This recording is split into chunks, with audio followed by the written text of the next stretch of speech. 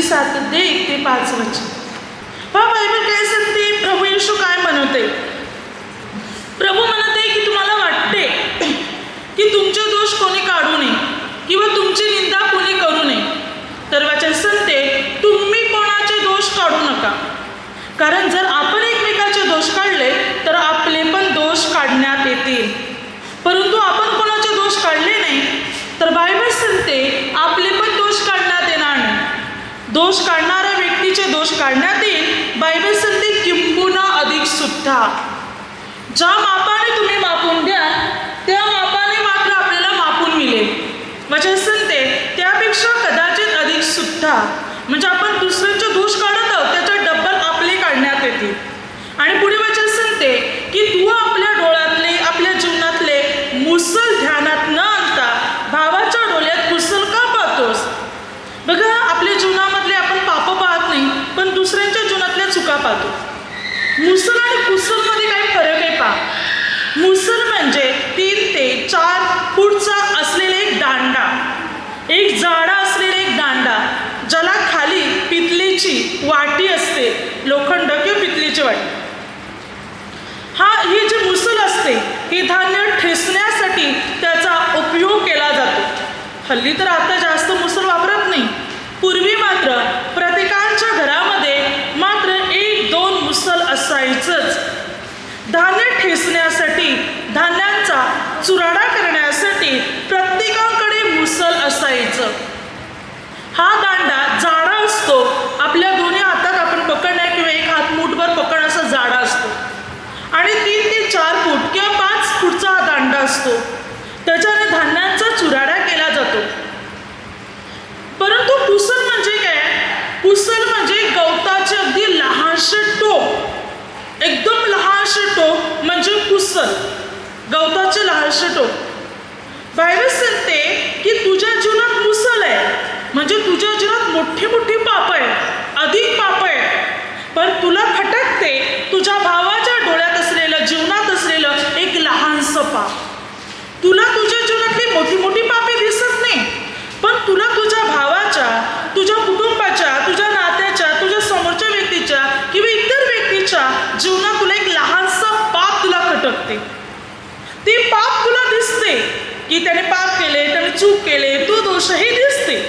पण तू स्वतः काय करतोस हे तुला दिसत नाही. म्हणून म्हणतो अरे ढोंग्या, पहिले स्वतःच्या जीवनातलं कुसल काढ म्हणजे तुला तुझ्या भावाच्या डोळ्यातलं कुसल काढण्यात अगदी स्पष्ट दिसेल. म्हणजे आपण इतरांचे दोष काढतो पण बायबल सांगते त्या व्यक्तीपेक्षा आपण अधिक गुन्हेगार आहोत, आपण अधिक दोषी आहोत म्हणून बायबल सांगते. अनेक वेळेला आपण एकमेकाच्या चुका काढत असतो. त्याने हे केलं, तिने ते केलं, तू कसा, ती कशी. परंतु आपण कसे कधी सांगत नाही. नेहमी आपल्याला इतरांचे दोष दिसतात, चुका दिसतात, त्याच्यामध्ये वाईट गोष्टी दिसतात, चांगलंच दिसत नाही. कारण आपल्यामध्ये वाईट भरलेले म्हणून आपल्याला वाईटच दिसते. आपल्यामध्ये चुकीच्या गोष्टी भरलेल्या आहेत म्हणून चुकीच्याच गोष्टी दिसतात. बघा एखादा मनुष्य काला चष्मा लावत असेल तर सर्व काला दिसणार, जर त्याने हिरवा लावला तर हिरवं दिसणार. जसा चष्मा लावतो त्या प्रकारे मात्र त्याला इतर गोष्टी दिसायला सुरुवात होतात. आज मानवी जीवनही तसंच बनले. मनुष्याने जे आपल्या आतमध्ये भरले तेच त्याला बाहेर दिसते. जर त्याने धार्मिकता भरली तर त्याला धार्मिकता दिसेल, पण जर त्याने वाईट गोष्टी भरल्या तर त्याला वाईटच दिसणार. म्हणून चांगल्या गोष्टी आपल्याला आपल्या जीवनात भरायच्या. वचन सांगते तुम्ही कोणाचे दोष काढू नका म्हणजे तुमचे दोष कोणी काढणार नाही. सुरुवातीला आदाम आणि हव्वा, उत्पत्ती 3 अध्याय. परमेश्वर पित्याने त्यांना एदेन बागेच्या मध्यभागी असलेल्या झाडाचं फळ खाण्यासाठी मनाई केली होती की फळ खातील त्या दिवशी मरतील. उत्पत्ती 2 अध्याय 15 ते 17. फळ खाण्यासाठी मनाई केली होती. आता आदाम हव्वा एदेन बागेत असताना उत्पत्ती 3 अध्यायामध्ये आपण पाहतो सैतान सापाच्या रूपात त्या ठिकाणी आला आणि स्त्रीला भुरळ घालू लागला. त्याने तिला फसवले, फळ खाण्यास प्रवृत्त केले. तिने फळ तोडले, खाल्ले व आपल्या नवऱ्याला पण दिले. दोघांनी पण आज्ञा मोडली. आज्ञा मोडल्यानंतर त्यांना समजले इतक्यात परमेश्वर पिता त्या ठिकाणी आला आणि मात्र देव पिता आवाज देते, आदाम तू कुठे आहेस. आदाम म्हणतो मी तुझा आवाज ऐकला म्हणून झाडात लपलो. देव पिता म्हटलं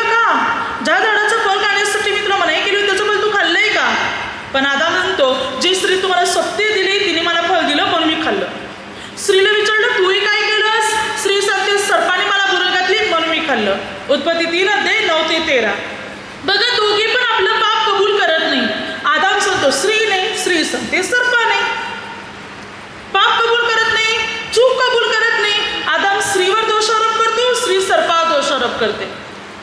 जर त्यावेळी त्याने स्वतःची चूक कबूल केली असती तर त्यांना पुन्हा एकदा संधी मिळाली असती. परंतु पाप कबूल करण्याऐवजी पापात आणखीन भर घातली. म्हणून परमेश्वर पित्याने दोघांना पण एदीन बागेतून काढून टाकलं आणि दोघांच्या जीवनात शाप आले.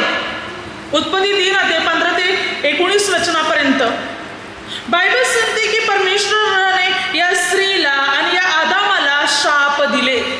प्रथम त्या सर्पाला शापित केले आणि मात्र देवाने उत्पत्ती 3:16 स्त्रीला काय म्हटलं 16 वचनात, मी तुझं दुःख गर्भधारण बहुगुणित करून तू क्लेशाने लेकरं प्रसवशील, तुझा ओढा तुझ्या नवऱ्या करेल आणि तो तुझ्या स्वामित्व चालवी. देवाने आदामास म्हटलं उत्पत्ती 3:17-19 तू आपल्या स्त्रीचं ऐकलं त्यामुळे भूमी शापित बनलेली आहे, तिचा तुला शाप आहे आणि तू आयुष्यभर कष्ट करशील, मेहनत करशील, तू मरशील, मातीत जाऊन मिसळशील, कारण तिच्यापासून तुझी उत्पत्ती झालेली आहे. पापामुळे शाप आले, पीडा आले, रोग आला, मृत्यू आला पापाच्या द्वारे. पाप कबूल केलं असतं तर संधी पुन्हा एकदा मिळाली असती, पण नाही, दोषारोप करण्याचं काम केलं. त्यामुळे देवाने एदेन बागेतून पण काढून टाकलं, शापित पण ते बनले गेले, मृत्यू पण आला, सर्व सुख सोयीला ते गमावून बसले. अनेक वेळा माणसाच्या जीवनात मनुष्य चुका करतो पण कबूल करत नाही, दोष लावण्याचं काम करतो. त्याने सांगितलं होतं म्हणून मी केलं, तिने सांगितलं होतं म्हणून केलं, दोष माझा नाही, चूक माझी नाही, दोष त्याचा आहे, दोष तिचा आहे, चूक हिची आहे, तो कसा आहे, ती कशी आहे. पण आपण कधी आपल्या चुका कबूल करत नाही. स्तोत्रसंहिता 19:12 स्वतःच्या चुका कोणाला दिसत, गुप्त दोषापासून मला मुक्त कर. आपल्याला आपल्या चुका दिसत नाही, इतरांच्या दिसतात, इतर काय करत आहे ते दिसते. पहा बायबल सांगते उत्पत्ती या पुस्तकामध्ये 38:24-26 जेव्हा मात्र यहूदाला त्याच्या लोकांनी सांगितले की तुझी सून तामार ही भ्रष्ट झालेली आहे, मात्र भ्रष्ट झाली, तिने पापकर्म केलेले आहे. तेव्हा यहूदाने म्हटलं तिला बाहेर काढा, तिला जाळून टाका. तेव्हा तामारने मात्र आपल्या जीवनात घडलेल्या गोष्टीचं स्पष्टीकरण दिलं सासऱ्याला. तिने पुरावा दिला, सासऱ्याला सांगितले हे पा. तेव्हा यहूदा म्हणतो ती माझ्यापेक्षा नीतिमान आहे. लोकांच्या सांगण्यावरून ताबडतोब यहूदा म्हणत आहे माझ्या सुनीला जाळून टाका, मारून टाका, की तिने पापकर्म केले, कोणताही विचार न करता, चौकशी न करता. पण जेव्हा तिने स्पष्टीकरण दिले तेव्हा मात्र यहूदाला कळलं ती दोषी नाही, दोषी मी आहे, ती माझ्यापेक्षा नीतिमान आहे. तेव्हा यहूदाला कळालं. अनेक वेळा कोणाच्या पण सांगण्यावरून आपण एकमेकाला दोषी ठरवितो, एकमेकाला वर आरोप लावतो, पण आपण स्वतःहून काय केलंय कधीही कबूल करत नाही, पश्चाताप करत नाही आणि दुसऱ्यांना सुधारण्यासाठी संधी पण देत नाही.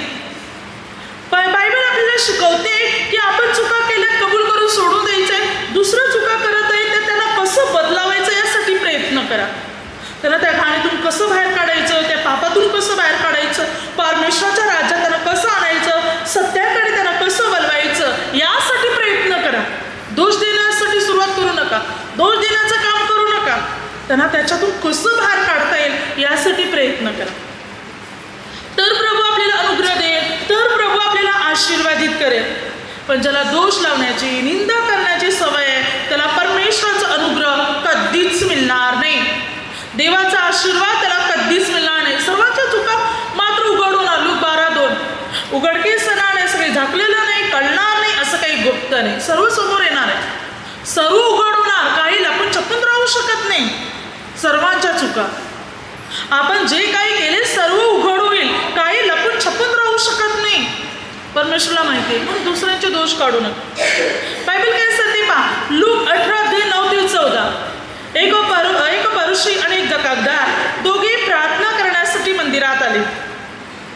परुषी असं प्रार्थना करत आहे, देवा मी पापी नाही, मी अधर्मी नाही, मी व्यभिचारी नाही, मी या जकाबदार सारखा नाही, मी आठवड्यातून 2दा उपवास करतो, मला जे काही मिळते त्याचा 10वा हिस्सा मी तुला देतो. पण जकाबदार दूर उभा राहून आपला ऊर बडवीत म्हणू लागला, हे देवा मज पाप्यावर द्या कर. वर पाण्यासाठी पण तो दचला नाही, आपली छाती थापटून म्हणत आहे, देवा मज पाप्यावर द्या कर. प्रभूने म्हटलं मी तुम्हाला सांगतो त्या परुषापेक्षा जकातदार नीतिमान बनून आपल्या घरी गेला आणि परुषी पापीच राहिला. का परुषी पापी राहिला? ज्याला धार्मिकतेची माहिती होती, जाणीव होती, तो परुष पापी का राहिला? कारण दुसऱ्यांचे दोष उघड करत होता, स्वतःला नीतिमान ठरवत होता. मी उपवास करतो, मी प्रार्थना करतो, दानधर्म करतो, हे करतो, मी हे पाप करत नाही, ते करत नाही. या जकातदार सरकारने म्हणजे लोक पापी आहेत, मी नीतिमान आहे. जकातदाराचा दोष उघड करायला लागला होता, पण स्वतः दोष ठरला. पण जकातदार म्हणतोय, देवा माझं पाप्यावर द्या कर. जकातदार नीतिमान बनला, परुषी पापीच राहिला. जो दुसऱ्यांचे दोष उघड करतो, दुसऱ्यांना दोषी ठरवितो, तो कधी नीतिमान आणि धार्मिक बनणारच नाही. पण जो स्वतःचे दोष, स्वतःच्या चुका कबूल करतो, परमेश्वर त्याला अनुग्रह देईल, प्रभू त्याला आशीर्वादित करेल, प्रभू त्याची उन्नती आणि प्रभू त्याची प्रगती मात्र करेल.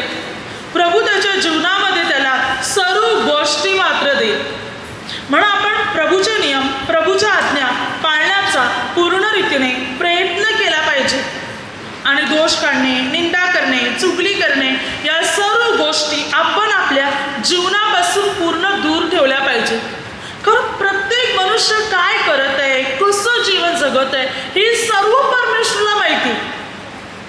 सर्व देवाची नजर जी आहे, देवाचे जे डोळे जे आहेत, हे प्रत्येक माणसापर्यंत लागलेले आहेत, सर्व मनुष्यापर्यंत. स्तोत्रसंहिता 66:7 परमेश्वराचे नेत्र राष्ट्रास निरखून पाहतात, निरीक्षण करतात देवाचे डोळे. 2 इतिहास 16:9 परमेश्वराचे नेत्र सर्वत्र आहे. देवाचे नेत्र सर्व ठिकाणी आहेत.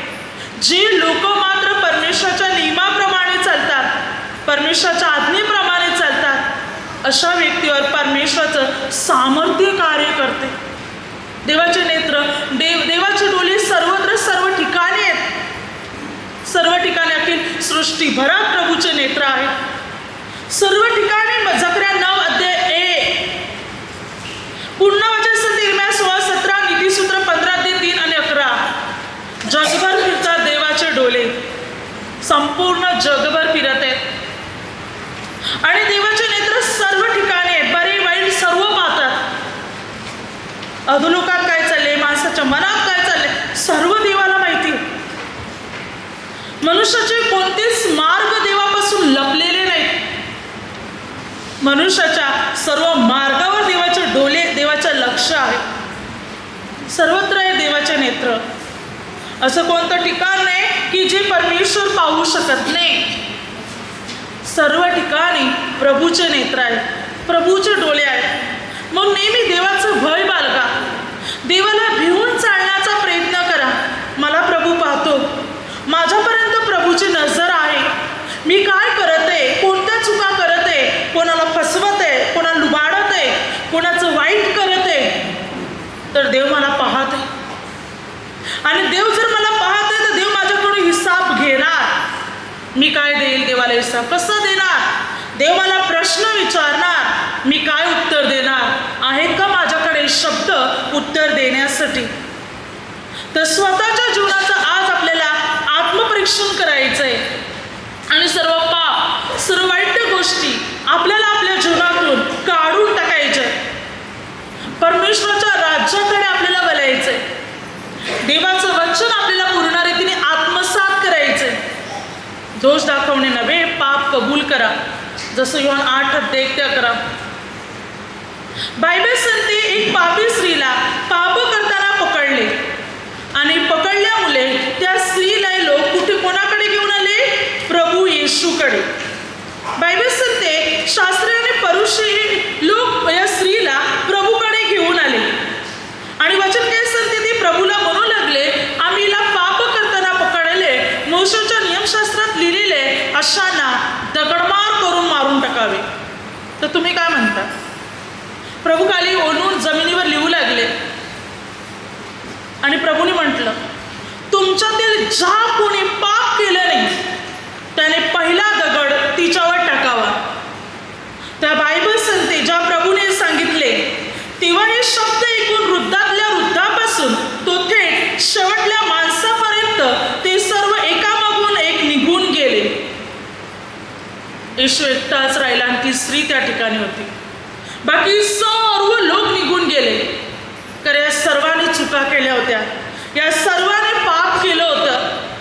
प्रभू जमिनीवर लिहत होते. प्रभूने पाहिलं कोणाची पाप जास्त आहेत, म्हणून प्रभूने म्हटलं ज्याने पाप केलं नाही पहिला दगड टाका. सर्व निघून गेले, कोणच राहिलं नाही, लहान मोठं छोटं सर्व निघून गेले. प्रभू तिथे होते कारण प्रभू नीतिमान आहेत, प्रभू प्रभू आहेत. प्रभूने त्या स्त्रीला म्हटलं जा, मी पण तुला दंड ठरवत नाही. प्रभू दंड ठरवू शकत होते, पण प्रभूने म्हटलं नाही, जा, संधी देतो तुला मी, यापुढे पाप करू नकोस. तिचं चरित्र, तिचं जीवन बदललं आणि ती एक चांगली स्त्री बनली गेली. आले होते तिच्यावर दोषारोप करायला, तिचं पाप उघड करायला. या सर्वांची पाप उघड झाली. तिला संधी मिळाली पुन्हा एक पवित्र जीवन जगण्याची. ती बदलली. पण हे लोक दोष लावणारे बदलले नाही, पण जिच्यावर दोष लावण्यात आला होता ती स्त्री मात्र बदलली. पहा, दोष लावणारे कधी बदलत नाही, उलट ते आणखी पापात जातात. पण ज्याच्यावर आपण दोष लावतो देव त्या व्यक्तीला बदलवतो, त्याच्यामध्ये परिवर्तन घडून आणतो. ती व्यक्ती बदली, आपण दोष लावण्याचं काम केलं ज्या व्यक्तीवर, ती बदली, पण त्याच्या जागेवर आपण येतो. पण दोष लावू नका. परमेश्वराचे नियम आपल्याला पाळायचे आहेत, प्रभूच्या आज्ञा आपल्याला पाळायच्या आहेत, प्रभूच्या वचनानुसार आपल्याला चालायचं आहे. मग प्रभू आपल्याला अनुग्रह देणार, आशीर्वाद देणार, आपली उन्नती आणि आपली प्रगती करणार. आपल्या जीवनात आपल्याला सर्व गोष्टी प्रभू आपल्याला देणार. म्हणून आपल्याला देवाच्या वचनाकडे वळायचं. एकमेकासाठी प्रार्थना करा. आपल्याला वाटते एखादी व्यक्ती पापाच्या बंधनात आहे, वाईटाच्या बंधनात आहे, चुकीच्या मार्गावर आहे, प्रार्थना करायला त्या व्यक्तीसाठी सुरुवात करा. प्रभूला सांगा, प्रभू या व्यक्तीचे परिवर्तन होऊ द्या, या व्यक्तीचं मनाच्या हृदयाचे बदल होऊ दे. प्रभू या व्यक्तीमध्ये चांगले गुण, चांगला मार्ग तयार होऊ दे. प्रभू हा प्रार्थनेत वाढू दे, तुमच्या वचनात वाढू दे, सेवेत वाढू दे. म्हणून प्रार्थना करायला सुरुवात करा. त्या व्यक्तीसाठी जेव्हा आपण प्रार्थना करणार, परमेश्वर त्या व्यक्तीला नक्की बदलणार. आपली प्रार्थना त्यांना लागू पडेल आणि पापी वाईट व्यक्तीचे परिवर्तन होईल. म्हणून एकमेकांसाठी आपल्याला प्रार्थना करायचे, दोष काढायचे. आपण प्रार्थना करणार, परमेश्वर आपल्याला अनुग्रह देणार. Hallelujah, hallelujah, hallelujah. आता माझ्या शब्दाद्वारे जे काही चुकलं असेल त्याबद्दल मला क्षमा असावी. हालेलुया.